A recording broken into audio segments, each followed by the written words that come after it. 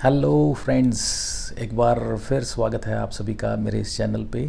मेरे चैनल का नाम है बी हैप्पी विद मनीष के दत्त। हम बुक डिस्कस कर रहे हैं the power of your subconscious mind, जो कि लिखी गई है डॉक्टर जोसेफ मुर्फी द्वारा। हम आज डिस्कस करेंगे चैप्टर 6 जिसका नाम है the practical techniques in mental healing. हम कैसे अपनी मेंटल इश्यूज़, जितने भी हमारी मेंटल प्रॉब्लम्स हैं जिसकी वजह से ऑब्वियस है फिर हमें फ़िज़िकल डिजीज़ भी होती हैं, उनको कैसे हम प्रैक्टिकली डिफरेंट टेक्निक्स जो कि वर्ल्ड वाइड रिनाउंड हैं, चाहे वो पुरानी टेक्निक्स हैं जिनका कोई साइंटिफिक बेस नहीं है, या हमारी लेटेस्ट टेक्निक्स जो साइंटिफिक बेस्ड हैं, उनको कैसे यूज़ करते हैं और कैसे उनके रिज़ल्ट्स आते हैं, उन सभी को ऑथर ने थोड़ा ब्रीफली टच किया है, उनको डिस्कस किया है और हमें भी बताने की कोशिश की है कि हम कैसे उनको यूटिलाइज़ कर सकते हैं और कैसे इनका बेनिफिट ले सकते हैं along with the other pathies which we know in our day in day out. So let us start this chapter. Author कहते हैं कि देर इज़ हमें पता है कि जितने भी हमारी मेंटल हीलिंग के लिए जो टेक्निक्स हैं वो सारी काम करती हैं हमारे सब कॉन्शियस माइंड पे। चाहे जितनी भी टेक्निक्स हैं वो सारे अल्टीमेटली अफेक्ट करते हैं सबकॉन्शियस माइंड को, क्योंकि जो हमारा सबकॉन्शियस माइंड है जब वो इम्पैक्ट होगा तभी जो है रिज़ल्ट हमारे बॉडी पे आएंगे। जब तक हमारा सबकॉन्शियस माइंड इफ़ेक्ट नहीं होता है, पॉजिटिव इम्पैक्ट नहीं होता है, तो हमारी बॉडी पे जो है पॉजिटिव रिज़ल्ट्स या कहते हैं आपकी जो हीलिंग नहीं आती है। तो मेडिसिन्स का या कोई भी टेक्निक का इम्पैक्ट तब आता है जब हमारा अपना सबकॉन्शियस माइंड जो है उस चीज़ के लिए रिसेप्टिव हो जाता है या उसको पॉजिटिवली एक्सेप्ट कर लेता है। इसी तरह से कहते जितने भी for example Golden Gate Bridge for example एक था है बनाया जब, तो उसको बनाने के लिए सबसे पहले मैथमेटिकल कैलकुलेशंस लगाई गई, उसके कितना स्ट्रेंथ स्ट्रेन, उसके कितना उसका वेट होगा, क्या क्या उसको कैलकुलेशंस का उसकी वो सारा पार्ट देखा गया। फिर उसके बाद जो है उसकी मेंटली विजुलाइज़ की गई पिक्चर के किस तरह का होगा, किस तरह से उसकी शेप होगी, किस तरह से झूलेगा, कितनी उसकी लेंथ ब्रेड्थ होगी। थर्डली फिर ये सारी के बेस पे विजुलाइजेशन प्लस मैथमेटिकल कैलकुलेशन के बेस पे फिर फाइनली उसको एग्जीक्यूट किया गया। और इन तीनों को स्टेपों को फॉलो करने के बाद जो फाइनली जो कहते हैं वो गोल्डन गेट ब्रिज जो है फॉर्म में आया और आज तक वो लोगों को सर्व कर रहा है। ऊपर से जो हैं गाड़ियाँ हर एक तरह की जो आती हैं जाती हैं राउंड द क्लॉक 24/7। तो ये इस तरीके से ऑथर कहते हैं कि हमारे जो माइंड है, हमारा जो सबकॉन्शियस माइंड है, माइंड मतलब बेसिकली यहाँ पे author most of the time हमारे सबकॉन्शियस माइंड को उसको रिफ्लेक्ट करता है या उसको हमें सुझाता है या उसको रिकमेंड करता है कि मैं उसके कहने का मतलब है कि सबकॉन्शियस माइंड जब भी वो माइंड वर्ड माइंड यूज़ करता है कि हमारी जितनी भी प्रेयर्स हैं वो तब ही यू कैन से आंसर्ड होती हैं, तभी वो हमारी सुनी जाती हैं। हमारी प्रेयर्स या जितनी हमारी डिमांड्स हैं, वो एक्सपेक्टेशंस हैं, जितनी हम प्रेयर्स करते हैं, जब वो हमारा सबकॉन्शियस माइंड उसको एक्सेप्ट करता है। और ये जो एक्सेप्ट करते हैं सबकॉन्शियस माइंड की प्रेयर्स, ये कुछ ऐसे नहीं है कि बिना किसी सिस्टम के बिना किसी एक प्रैक्टिस को फॉलो किए एक्सेप्ट हो जाती हैं। इसको एक्सेप्ट करने का भी प्रॉपर मेथड है, टेक्निक है, उसको फॉलो करके ही हमारा जो सबकॉन्शियस माइंड की ये जो एक्सपेक्टेशंस हैं, प्रेयर्स हैं, वो एक्सेप्ट होती हैं और फिर उसको बाद जो है फाइनली रिजल्ट्स आते हैं। इस चीज़ को हमें समझना चाहिए कि हमें एक प्रॉपर रूट, टेक्निक और मेथड फॉलो करना पड़ेगा या करना चाहिए, जिससे हम जो है एक्सपेक्टेड रिजल्ट्स हमको मिलें। और ये जो हमारी पर्सनल प्रेयर्स होती हैं जितनी भी, और ये कहते हैं इस बुक में ये ऑथर ने हमारी जो पर्सनल प्रेयर की बात की है, इसमें जितनी भी प्रेयर्स डिस्कस करेंगे, कोई रिलीजियस लेवल पे या मास लेवल पे जितनी रिलीजियस फेथ रिलेटेड प्रेयर्स होती हैं उसको नहीं डिस्कस किया है। यहाँ पे पर्सनल लेवल की प्रेयर्स को डिस्कस किया है, जो कि इंडिविजुअल लेवल पे बंदा कोई भी इंसान कर सकता है और उसके रिज़ल्ट्स या उसके इफ़ेक्ट हम अपने आप पे समझ सकते हैं या उसके रिज़ल्ट्स देख सकते हैं। तो यहाँ पे जो भी रिलीजियस प्रेयर की या कोई भी किसी तरह की प्रेयर की बात वो ऑथर करता है, वो इंडिविजुअल लेवल पे डिपेंडेंट है या इंडिविजुअल लेवल पे वो है उसके इम्पैक्ट की या उसके रिज़ल्ट की बात करता है। प्रेयर जो है कहते इसका जो है सीधा संबंध हमारे साउल के साथ है। ये प्रेयर जो है हमारे साउल की एक you can say it's desire of our soul, and desire is our nothing but our prayer. So it is interrelated to each other, and finally desire is nothing, or yeah, you can say prayer is nothing but our emotionalized thought. So this emotionalized thought is when जब इसको हम subconscious mind को feed करते हैं या उसको उस तक पहुंचाते हैं थ्रू कॉन्शियस माइंड, तो वो उस पर एक्ट करता है और फाइनली हमें डिज़ायर्ड रिज़ल्ट जो हैं वो मिलते हैं। और वो जो रिज़ल्ट्स हमें मिलते हैं वो किस किस तरीके से कौन कौन सी टेक्निक्स हम यूज़ करते हैं फ्रॉम सिंस एंशिएंट टाइम्स, वो सारे ऑथर ने यहाँ पे डिस्कस किए हैं। हम एक एक स्टेप वाइज हम एक एक टेक्निक को हम करके हम डिस्कस करते हैं। Let us begin the passing over technique for impregnating the subconscious. सबसे पहली जो टेक्निक डिस्कस की है that is passing over technique. ये पासिंग ओवर टेक्निक क्या है? बेसिकली इसमें कहते हैं ऑथर के this is the secret of effective prayer. ये इफ़ेक्टिव प्रेयर करने का सबसे आसान तरीका है, जिसमें क्या है कि आप सबकॉन्शियस माइंड को डायरेक्ट करते हैं आउटकम के लिए। जो भी आप चाहते हैं आप सीधे सबकॉन्शियस माइंड को डायरेक्ट करते हैं आउटकम के लिए। क्या करते हैं? सिंपल, आप अपने कॉन्शियस माइंड को कमांड देते हैं, उसको रिक्वेस्ट करते हैं, और जो सबकॉन्शियस माइंड को वो आगे जो है कमांड देता है या उसको एक कमांड दे के हम जो चाहते हैं वो आउटकम ले लेते हैं।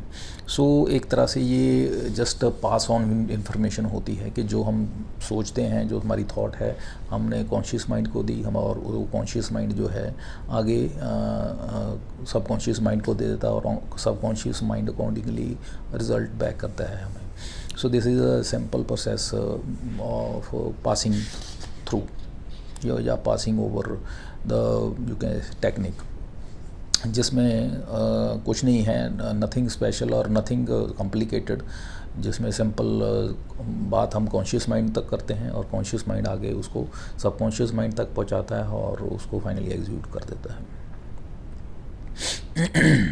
इसमें जो आपकी इनफाइनाइट इंटेलिजेंस है, वो जो सीट ऑफ इनफाइनाइट इंटेलिजेंस है, नो डाउट वो सबकॉन्शियस माइंड है। अल्टीमेटली जो एक्शन है वो सबकॉन्शियस माइंड से आना है और सबकॉन्शियस माइंड तक आपकी जो थॉट है, जो डिज़ायर है, जो प्रेयर है वो पहुंचनी चाहिए और वो वाया आपके कॉन्शियस माइंड के थ्रू पहुंचती है। Next is your subconscious mind will accept your blueprint.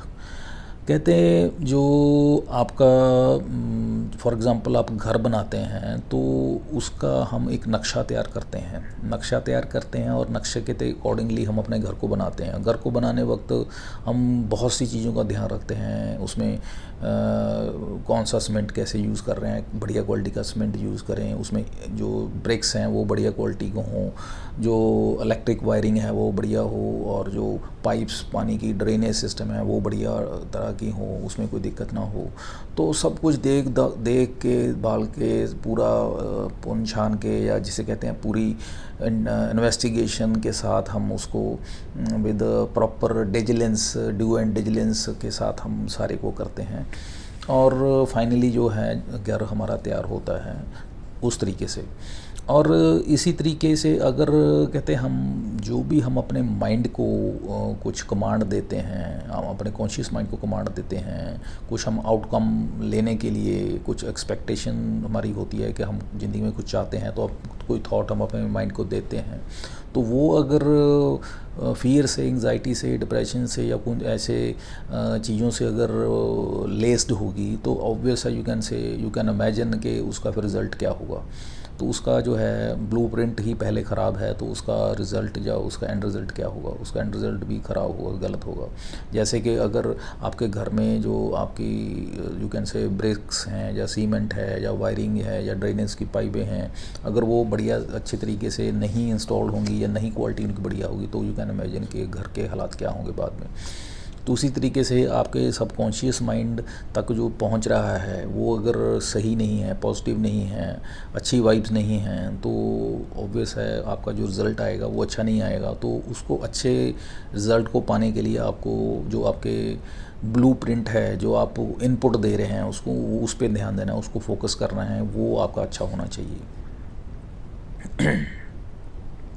और ये जो आपका इसलिए कहते हैं कि आपको अपने जो ब्लूप्रिंट है, जो कि आप इनपुट कर रहे हैं अपने कॉन्शियस माइंड को, या यूँ कह लें जो सबकॉन्शियस माइंड तक जो पहुंच रहा है, वो बड़ा आपने कॉन्शियसली उस पर ध्यान दे के इस चीज़ को ध्यान रखना है इस चीज़ पे कि वो गलत ना जाए, कोई भी इन्फॉर्मेशन, कोई भी नेगेटिव थॉट ना जाए, कोई भी ऐसी बात ना जाए जिसका नेगेटिव इम्पैक्ट पड़े आपकी लाइफ पे।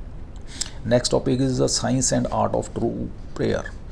साइंस क्या है बेसिकली ट्रू प्रेयर में science is basically knowledge that coordinate, arrange and systematize the system. And art क्या है, art is the technique of prayer. So ये दोनों चीज़ों का पता होना बहुत ज़रूरी है, science and art of true prayer. और ट्रू प्रेयर क्या है, ट्रू प्रेयर यही है कि हम जो हमारी इमोशनलाइज थॉट है वो हम अपने कॉन्शियस माइंड को पहले फीड इन करते हैं, और वो फिर फीड इन होने के बाद जो है आगे कमांड करता है हमारे सबकॉन्शियस माइंड को, और सबकॉन्शियस माइंड जो है वो फिर फाइनली जो हमें रिज़ल्ट देता है जो कि हम एक्सपेक्ट करते हैं कमांड के अकॉर्डिंगली। और इसमें जो आपका बिलीफ है, जो आपका बिलीफ सिस्टम है, आपका थॉट्स हैं, उसका काफ़ी रोल होता है, क्योंकि जो आपके थॉट्स हैं वो डेफिनेटली डायरेक्टली इनडायरेक्टली हमारे जो है कॉन्शियस माइंड को इम्पेक्ट करती हैं पहले, और फिर वो आपके सबकॉन्शियस माइंड को इम्पेक्ट करती हैं। तो हमें इस चीज़ को बहुत ध्यान रखना है, इसको एक वॉच डॉग की तरह इस पे ध्यान रखना है हमेशा राउंड द क्लॉक के, कोई भी नेगेटिव थॉट या negative you can say impulse जो है माइंड पे इम्पेक्ट ना करे। और ये जो भी आप बिलीव कर रहे हैं, और उसी तरीके से आप जो बिलीव करेंगे वही आप रिसीव करेंगे। और इसमें माइंड जो है आपका थॉट्स को जो है आपकी उसको थिंग्स में कन्वर्ट करता है, क्योंकि जो आपका सबकॉन्शियस माइंड है उसने सिंपली जो है आपकी थॉट को लेना है सबकॉन्शियस माइंड से, और उसको कन्वर्ट करके मटेरियलाइज करके आपको रिज़ल्ट दे देना है। The sound basis of the art and science, इसकी एक इसमें बताया है कि किस तरीके से जैसे कि आपका कॉन्शियस एंड सबकॉन्शियस माइंड है, वो जब दोनों आपस में उनकी सिंक्रोनाइजेशन हो जाती है, दोनों आपस में अलाइनमेंट हो जाती है, तो आपकी जो प्रेयर है यू कैन से, तब वो हमारी जो प्रेयर है सुनी जाती है इन द रियल सेंस, तब वो हमारी ट्रू प्रेयर कहलाती है, क्योंकि आपकी जो कॉन्शियस माइंड और सबकॉन्शियस माइंड है उन दोनों की अलाइनमेंट होती है और कोई मिसमैच नहीं होता है, और जो चाहते हैं आप as per your you can say demand, as per your assumption, as per your expectation आपको आउटपुट मिलती है। तो इनमें इस केस में आपके कॉन्शियस और सबकॉन्शियस माइंड की अलाइनमेंट होना आपस में बहुत ज़्यादा इंपॉर्टेंट है, और वो एक तरीके से अलाइनमेंट जब होती है जब आपका फेथ और बिलीफ सिस्टम या इमोशन जो आपके स्ट्रॉन्ग होते हैं। Next is the visualisation technique. इस मेथड में क्या होता है बेसिकली कि जो हम कुछ भी ज़िंदगी में अचीव करना चाहते हैं, वो अचीव करने के लिए सबसे पहले ऑथर कहते हैं उसकी हमें मेंटली उसकी एक विविड पिक्चर बनानी पड़ती है माइंड में, आपके कॉन्शियस माइंड में। आप उसकी एक मेंटली पिक्चर बनाते हैं कि मैं ये चाहता हूँ और मैं चाह रहा हूँ और मैं ये एक्चुअली मेरे प्रैक्टिकली लाइफ में हो रहा है और मैं ये ऑलरेडी कर चुका हूँ। यानी कि आप उस चीज़ को स्टार्टिंग से एंड तक उसको विजुलाइज करते हैं। आप उसको फ्यूचर में नहीं देख रहे हैं, आप उसको practically in a present tense आप उसको अपनी प्रेजेंट लाइफ में जी रहे हैं उस मूवमेंट को। ये आपने विजुलाइज करना है, ये आपने महसूस करना है। इसमें ये सबसे बड़ा इम्पोर्टेंट पॉइंट है।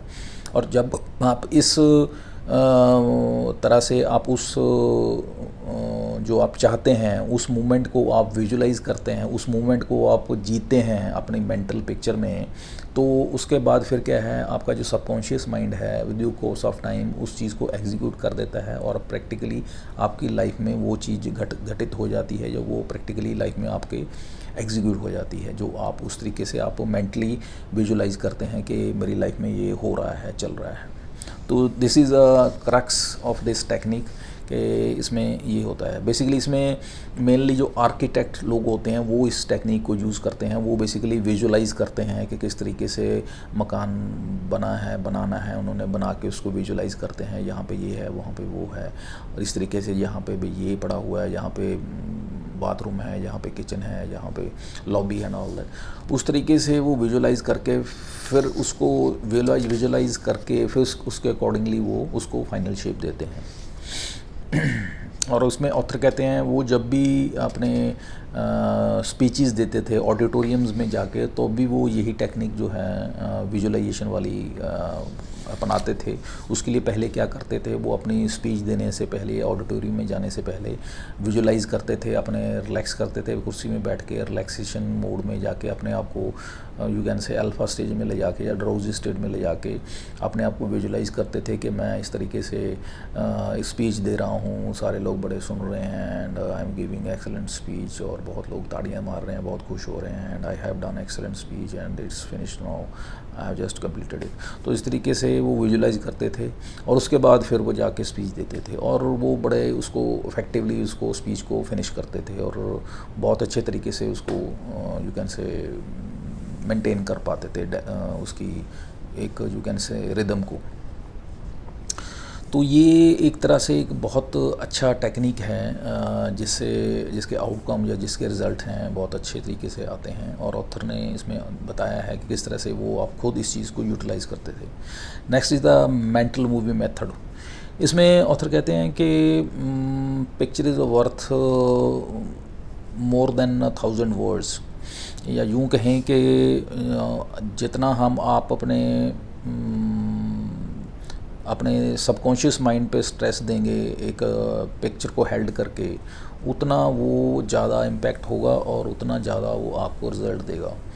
और इसमें ऑथर ने एग्ज़ाम्पल दी है कि कुछ साल पहले ऑथर इंग्लैंड में एक काफ़ी बड़ा एरिया था, वहाँ पे लेक्चर्स देने जाते थे, लेकिन वो एरिया बड़ा होने की वजह से वो हर एक जगह पे अलग अलग जगह पे लेक्चर देने जाने पड़ता था, फिज़िकली वो दे नहीं पाते थे, उनमें दिक्कत आती थी। वो चाहते थे कि एक जगह उनका ऑफिस हो, एक जगह वो उनको स्टेशन हो जाएं, वहाँ से फिर वो सारा जो है मॉनिटर कर पाएँ या उनको डेलीगेट कर पाएँ या उन जो मीटिंग्स को अटेंड कर पाएँ या सारी उस चीज़ को कंट्रोल कर पाएँ। तो उन्होंने इसलिए क्या किया, उन्होंने फिर वही अपना प्रोसेस अपनाया कि अपना चेयर पे बैठ के इवनिंग में अपनी ड्राउजी स्टेट में जाके अपने आप को विजुलाइज़ किया, अपने आप को ये एक मेंटल मूवी अपने माइंड में ये विजुलाइज़ की कि वो एक बहुत बड़ी गैदरिंग जो है, उस पूरे एरिया के लोग बैठे हुए हैं और उसको सुन रहे हैं, उनकी वो सुनने के बाद वो कंप्लीट हो गया, उसकी थैंक्स कर रहे हैं। और उस में सारे एरिया के जो एक्सपेक्ट करते थे कि वो सारे एरिया के इन्वॉल्व हों बंदे, और वो सारे एरिया के लोग आए हुए होते हैं। तो अल्टीमेटली ये उसको विजुलाइज करते हैं, कई बार करते हैं। उसके बाद फिर क्या होता है, उनको एक दिन लेटर मिलता है, उनको ऑफ़र आती है कि आपको उस पूरे एरिया का जो है सेक्रेटरी बना दिया गया है। और फिर वो पूरे सेक्रेटरी बनने के बाद एरिया के वो सारे जो हैं उस एरिया के परफॉर्म कर पाते हैं, जो भी वहाँ पे लेक्चर्स वगैरह देने होते हैं उन्होंने। तो इस तरीके से बताना ये चाहते हैं कि वो किस तरीके से मेंटल मूवी पिक्चर जो है एक अपने माइंड में चला के उस चीज़ को विजुलाइज करके उस चीज़ को प्रैक्टिकली माइंड में एक उसकी इमेज बना के उसको चला के उसके बाद फाइनली एग्जीक्यूट करके सबकॉन्शियस माइंड को उसकी इमेज को वहाँ पे उसको समझा के उसकी आउटकम कैसे उन्होंने ली और उस चीज़ को प्रैक्टिकली अपनी लाइफ में उसका बेनिफिट उठाया। और ये जो हैं कहते इसका फ़ायदा जो वो लोग भी उठा सकते हैं इस मेंटल मूवी पिक्चर का, जो लोग प्रॉपर्टी सेलिंग में हैं। इसमें क्या होता है, जिसने फॉर एग्जांपल प्रॉपर्टी सेल करनी है वो एक डिसाइड करता है कि इस रेट पे मैं ये प्रॉपर्टी को सेल करना है, एक जेन्युइन रेट पे, जो कि मुझे भी रेट मेरे को अच्छा रहेगा मिलना अगर मिलता है, और जिसने ख़रीदना है उसको भी देना उसके लिए भी ठीक रहेगा, जेन्युइन एक रेट। तो उसमें वो विजुलाइज़ करता है एक मेंटल पिक्चर में कि मैं प्रॉपर्टी बेचने के लिए बैठा हूँ और कोई XYZ आता है, उसके साथ मेरी डिस्कशन हो रही है और वो फाइनली जो है डिसाइड हो जाता है कि मैं प्रॉपर्टी बेच रहा हूँ और वो ले रहा है, और फाइनल डील हो जाती है और उसके बाद थैंक्स करते हैं एक दूसरे को और डील फाइनल हो जाती है। और इस तरह से वो प्रैक्टिकली ये मेंटली वो विजुलाइज करते हैं, but with in a few days वो प्रैक्टिकली ऐसा हो जाता है कि समहाउ कि कोई इंसान आता है और एज़ पर देयर एक्सपेक्टेशन जिस रेट पे उन्होंने एक्सपेक्ट किया होता है कि वो डील हो जाए, उसी रेट पे वो डील हो जाती है और जो फाइनली जो है रिजल्ट्स जो हैं एज़ पर देयर एक्सपेक्टेशन आते हैं। Next in technique is Baudouin technique. ये चार्ल्स बाउडुइन हुए हैं एक प्रोफेसर जो कि ब्रिलियंट साइकोथेरेपिस्ट थे बेसिकली फ्रांस के। इन्होंने क्या देखा कि there is you can say आपके जो सबकॉन्शियस माइंड है उसको इम्प्रेस करने का सबसे बढ़िया तरीका है जब आप ड्राउजी स्टेट में होते हैं। तब उस वक्त क्या होता है कि आपका मेंटल जो सबकॉन्शियस माइंड जो है, कॉन्शियस माइंड की जो फ्रिक्शन है, जो उसकी जो एक तरह से बीच में टांग अड़ाने वाली एक आदत कह लीजिए, वो बिल्कुल ख़त्म हो जाती है या बहुत कम हो जाती है, क्योंकि वो लॉजिकल लगाता है कॉन्शियस माइंड। तो जब ड्राउजी स्टेट में होता है या अल्फा स्टेट में होता है तो ये कॉन्शियस माइंड जो है इनएक्टिव हो जाता है और आपका कॉन्शियस सबकॉन्शियस माइंड है वो पूरा एक तरह से एक्टिव हो जाता है, रिसेप्टिव हो जाता है। जो भी उसको कमांड दी जाती है वो उसको एक्सेप्ट करता है, उस पर एक्ट करता है। और ये आइडिया जो है इसमें यही मेन बात होती है कि हमने जो है आइडिया जो है सबकॉन्शियस माइंड को कन्वे करना होता है और वो उसी को as early as possible accept करके रिसीव करके उस पर एक्ट कर देता है। और इसमें ऑथर ने बताया है कि कुछ समय पहले एक लॉस एंजलिस में एक विडो थी, उनका हस्बैंड पूरी प्रॉपर्टी उसके नाम लगा के उसकी डेथ होगी, बट उसकी जो पहली बीवी के बच्चे थे उन्होंने उनके साथ झगड़ा कर लिया कि और केस दायर कर दिया कि ये प्रॉपर्टी बांटी जाए, ये हमारी स्टेप मदर के पास नहीं रह सकती। तो शी वाज इन ट्रबल, वो मेंटली स्ट्रेस में आ गई, तो ये ऑथर के पास आई। तो इन्होंने उनको समझाया कि ये आप ये बाउडुइन टेक्निक जो है ये अपनाइए, और इसके बाद फिर ये अपनाने के बाद इसमें जो टेक्निक में एक मेन खासियत बात थी कि ये जो है आपके सबकॉन्शियस माइंड को जो भी एक इंस्ट्रक्शन दी जाती है, जो भी इसको फीड किया जाता है, जो भी इसको डायरेक्शन दी जाती है, वो बड़ी कंसाइज एंड क्रिस्प स्टेटमेंट में दी जाती है ताकि वो उसको ईज़िली समझ लग सके। ज़्यादा लंबी चौड़ी कहानी नहीं उसको समझाई जाती या लंबी चौड़ी स्टेटमेंट नहीं दी जाती, उसको कमांड नहीं दी जाती सबकॉन्शियस माइंड को।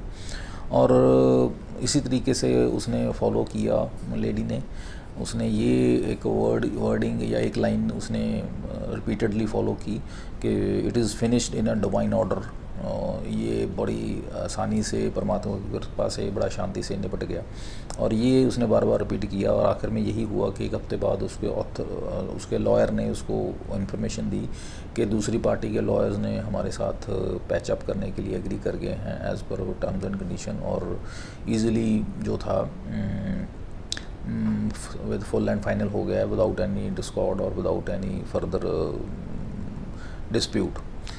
सो ये यहाँ से पता चलता है कि किस तरीके से हमारा माइंड रिस्पॉन्ड करता है, सबकॉन्शियस माइंड, जिस तरीके से हम उसको बड़ी प्रिसाइज उसको कमांड दी और उसके हिसाब से प्रिसाइजली उसने उस पर एक्ट किया। Next technique is sleeping technique. Sleeping technique तब यूज़ करते हैं हम जब हमने कोई डिस्ट्रक्टिव हैबिट को छूटना होता है, उसको छोड़ना होता है। ये इसलिए ज़रूरी है क्योंकि हमारा जो हैबिट हमारी क्यों होती है, हमारी हैबिट होती है हमारी कॉन्शियस माइंड की वजह से, क्योंकि वो पकड़ के बैठता है। हैबिट्स का जो सीट है वो है कॉन्शियस माइंड। और जब तक कॉन्शियस माइंड को हम यू कैन से इससे पीछा नहीं छुड़वाएंगे तो ये नहीं छूटने वाली हैबिट्स।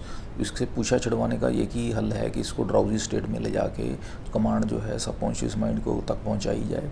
और जब सबकॉन्शियस माइंड जो आपका है वो फीड उस तक पहुंच जाएगी या इंस्ट्रक्शन या ऑर्डर उस तक पहुंच जाएगा तो वो फिर एक्ट कर देगा, और जो आपका कॉन्शियस माइंड उसके इसमें कुछ नहीं कर पाएगा। तो इसमें क्या है, यही होता है कि ड्राउजी स्टेट में जाके कॉन्शियस माइंड को अल्फा स्टेज में ले जाके उसको न्यूट्रलाइज कर दिया जाता है, और जो कमांड है सब कॉन्शियस माइंड को दी जाती है, और जो है आपकी कोई लत होती है या वो होती है उसको छोड़ने के लिए बोल दिया जाता है और वो छूट जाती है।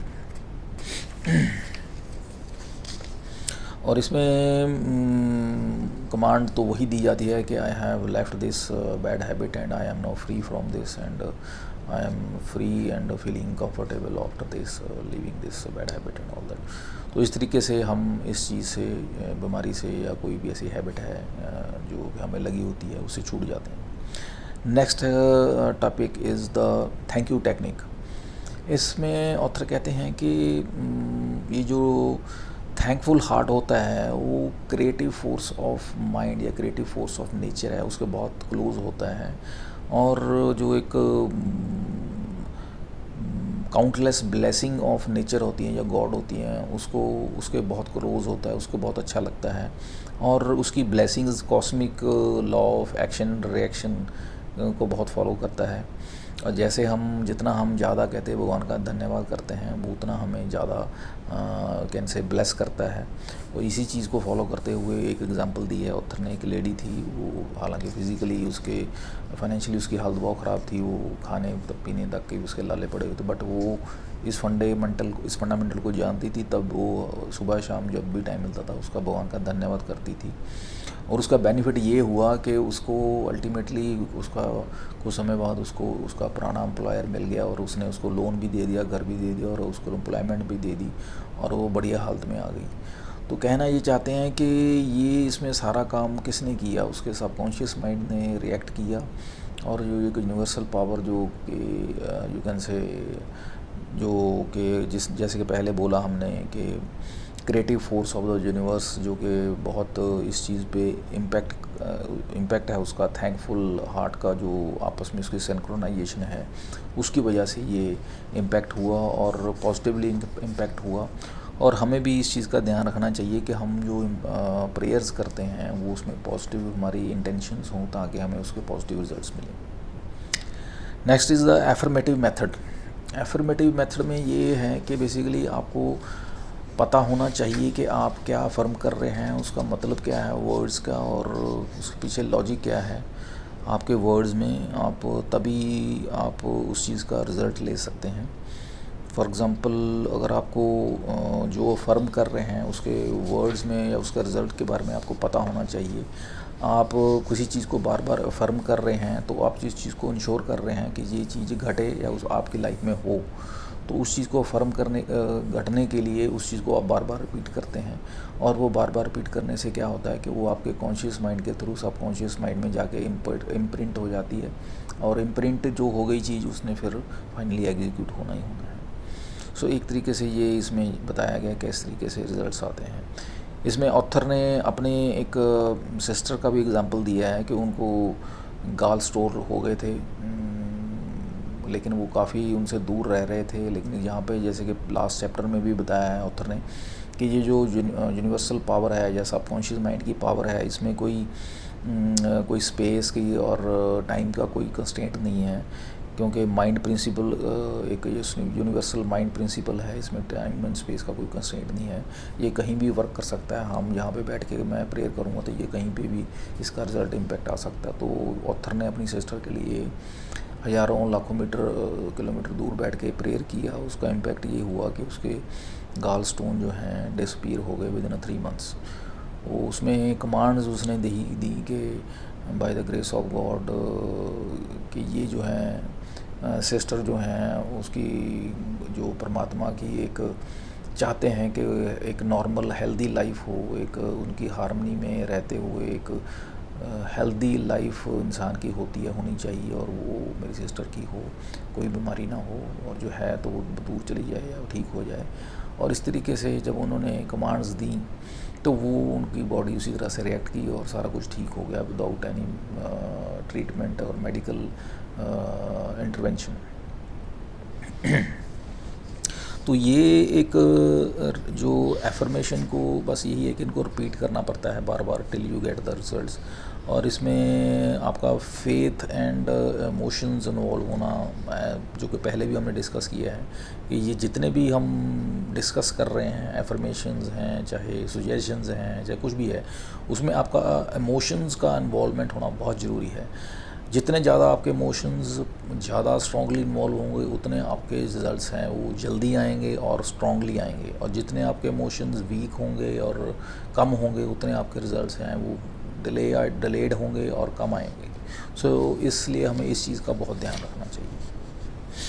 Next is argumentative method.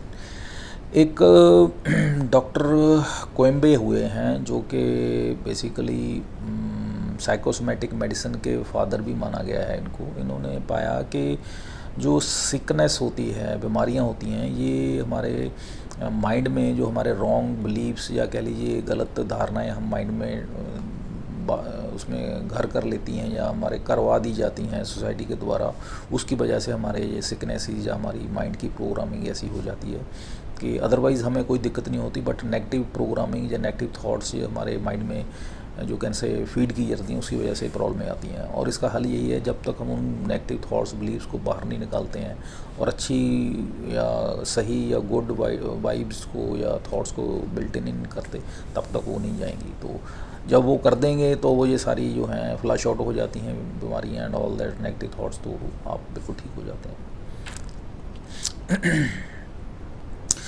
और ये एक बहुत ही बढ़िया टेक्निक है कि आपको ये चीज़ को समझते हुए आप इस चीज़ का हल कर सकते हैं कि आपने जस्ट उस इंसान को जो बीमार है उसको आपने उसके थॉट प्रोसेस को चेंज करना है, that's it. Next is absolute method is like a modern ultrasound therapy. इसमें क्या है कि जो इंसान बीमार है उसके बारे में जिसने ठीक करना है, फॉर एग्ज़ाम्पल जो फिजिशियन है, डॉक्टर है, या what ever it is the, इसमें जो हैपोनिस्ट है, जो भी ये प्रैक्टिस कर रहा है माइंड की, वो जो है क्या करता है, जो सब्जेक्ट है या पेशेंट है उसके नाम को लेते हुए, उसका नाम को लेते हुए, उसके नाम को मेंशन करते हुए, उसकी डिज़ीज़ को डिस्कस करते हुए अपने आप को भगवान को याद करता है, अपने आप को अपने कॉन्शियसनेस को जो है उसके लेवल को ऊपर उठा लेता है। ऊपर उठा के फिर क्या करता है, वो उसके बारे में सोचता है, उसको पावर देता है, उसको बारे में पॉजिटिव एनर्जीज देता है उसको पेशेंट को, और उसको जो प्रॉब्लम्स हैं उसको रेक्टिफाई करता है। तो और ये जो रेक्टिफिकेशन है ये एक तरह से बिल्कुल लाइक अल्ट्रासाउंड जो एक टेक्निक है उसके साथ मैच करता है। अल्ट्रासाउंड टेक्निक में क्या होता है, बेसिकली एक साउंड्स जो हैं, साउंड वेव्स होती हैं, वो फोकस की जाती हैं जहाँ पे एरिया जो कि अफेक्टेड होता है बीमारी से, और जब वो वेव्स वहाँ अफेक्टेड एरिया पे पड़ती हैं तो वो वहाँ की बीमारी को डिज़ोल्व कर देती हैं, ठीक कर देती हैं। और ये इसी तरह से है कि वो जब हायर कॉन्शियस स्टेट में जाके वो XYZ जो ठीक करने वाला प्रैक्टिशनर है वो उस पेशेंट को जो है उसकी बीमारी के बारे में सोचता है, उसके फोकस करता है, तो उसकी जो है बीमारी को रिलीज़ कर देता है, उसको रिलीव कर देता है।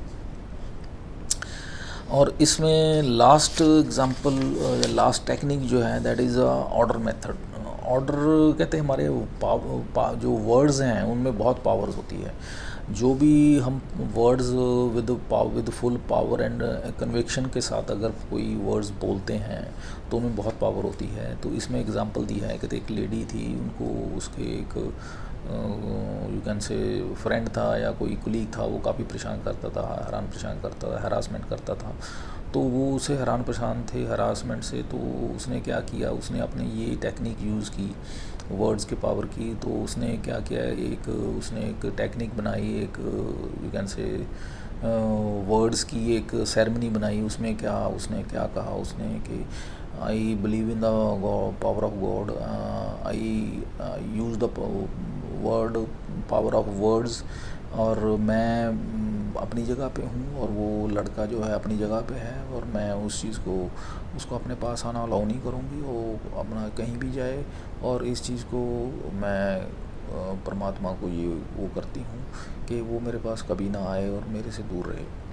तो इस तरीके से जब वो प्रेयर करती है स्ट्रॉन्ग कन्विक्शन के साथ, तो वर्ड्स की इतनी पावर होती है, ऑर्डर जैसे करती है कि उसके बाद वो लड़का जो है ऑल ऑफ ए सडन बिल्कुल गायब हो जाता है, उसकी लाइफ में बिल्कुल आता ही नहीं है। तो ये इंडिकेट करता है कि कितनी वर्ड्स में पावर है, और किस तरीके से जो है हमारे वर्ड्स अगर with full conviction and you can say faith हम उसको पावरफुली उनको करते हैं, उन पे किसी को सुजेस्ट करते हैं, तो वो क्या इम्पैक्ट डालते हैं। सो this is all about this chapter. और इसमें लास्टली इसको क्रक्स में या इसका समराइज़ किया है ऑथर ने इस चैप्टर को, जिसमें ऑथर कहते हैं कि जो हमें अपना जो मेंटल इंजीनियर होना चाहिए, अपनी बॉडी के बारे में हमें पता होना चाहिए कि कैसे हम अपनी बॉडी को ठीक कर सकते हैं। हम खुद ही मेंटल इंजीनियर हैं, क्योंकि हमारा सबकॉन्शियस माइंड है वही हमारा हीलर है सबसे बड़ा। हमें डॉक्टर्स जो हैं वो हील नहीं करते हैं, हमारा सबकॉन्शियस माइंड ही हील करता है।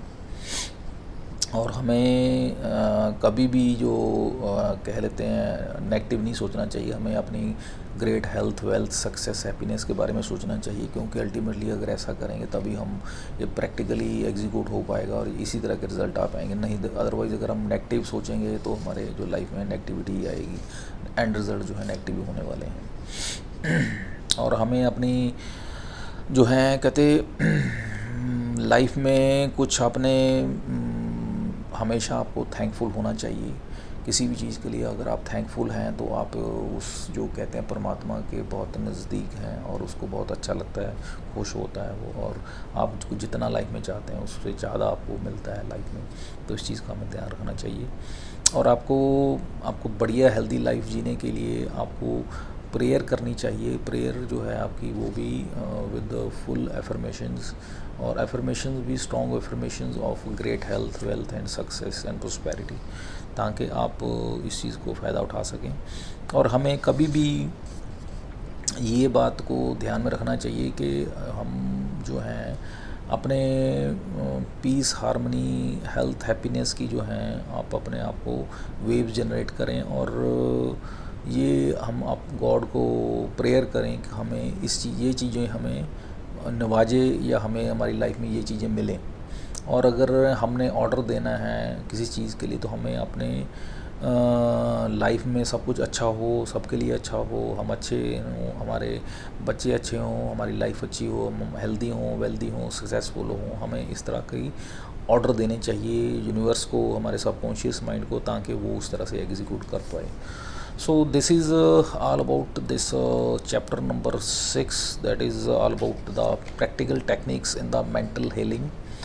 तो next chapter is the 7th, जिसमें हम डिस्कस करेंगे the tendency of the subconscious in a life word. तो आज के चैप्टर के लिए इतना ही। उम्मीद करता हूँ कि मैं काफ़ी कुछ आपके साथ डिस्कस कर पाया हूँ, काफ़ी चीज़ें अंडरस्टैंडिंग आपके साथ शेयर कर पाया हूँ, और काफ़ी कुछ आप भी लर्न कर पाए होंगे। नेक्स्ट वीडियो के लिए मुझे आज्ञा दीजिए। Have a nice day. Thank you. Bye.